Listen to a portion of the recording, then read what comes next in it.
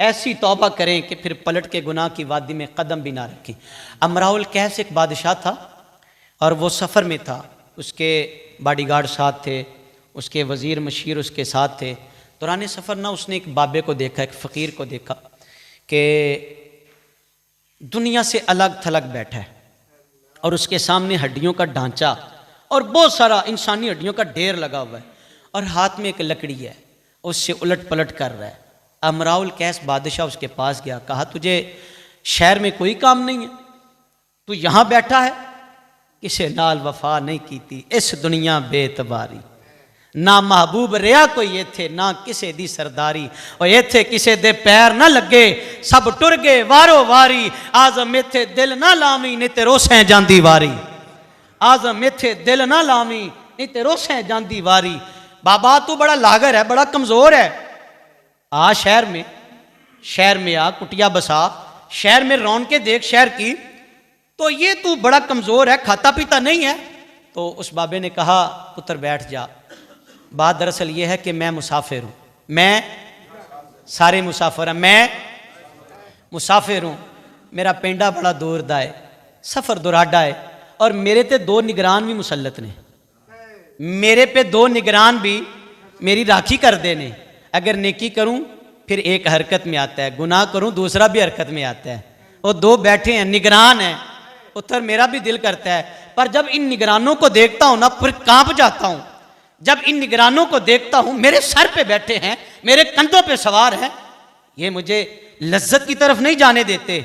और पुत्र मैं मुसाफिर हूं, जो मेरी मंजिल है ना वो बड़ी काली घाटी है, मंजिल बड़ी काली घाटी है। मैं सुनिया पिया दे देश के अंदर औखियां मंजिलां पारियां ने, और इक्को कोठड़ी मिलदी जे रहन वाली, जिन्नू बुए ते ना बारियां ने, गईयां छुट तरेलियां मथड़े तो, वाजा मौत ने जदों मारियां ने, ते कुंड चुक फरिश्तियां पुछया जदों, रातां पिछलियां किथे गुजारियां ने, फिर सेरा पा शफात दा मथड़े ते आइयां नबी दियां असवारियां ने, ते जे नबी आखिया उम्मती है मेरा, गल्लां मुक गईयां फिर सारियां ने, मुहम्मद बूटिया जग दा प्यार झूठा, नबी पाक दियां सच्चियां यारियां ने, नबी पाक दियां सच्चियां यार।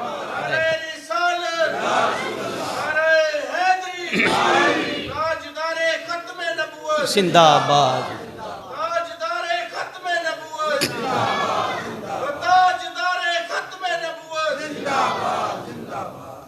कहा पुत्र वो जो मेरी घाटी है ना, मेरी मंजिल है, वो मुझे दुनिया की लज्जत की तरफ नहीं जाने देती, वो मुझे रोक लेती।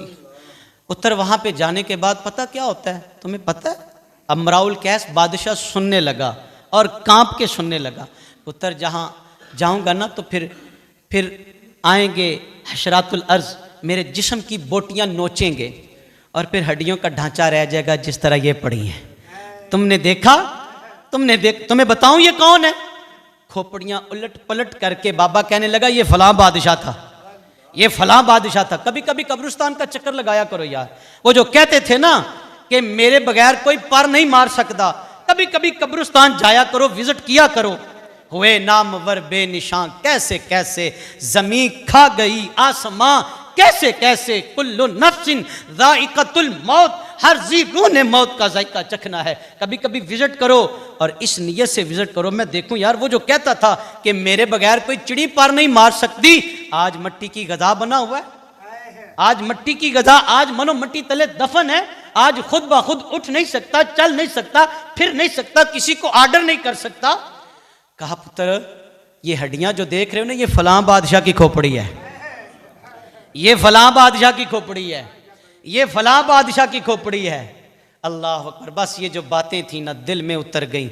और वो जो बादशाह अमराउल कैस था ना, उसने गुलामों से कहा तुसी हुण टुर जाओ, अब तुम चले जाओ, अब तुम चले जाओ। वो जो फाखिराना लिबास था उतारा और फ़कीराना लिबास पहन के सर सजदे में रखा।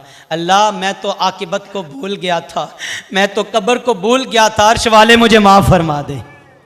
अल्लाह मैं तो दुनिया की लज्जत में आके, इस बादशाहत की लज्जत में, कुर्सी के ओहदे की लज्जत में आके मैं तो कब्र की घाटी को भूल गया था, इस बाबे ने मुझे याद करवा दिया।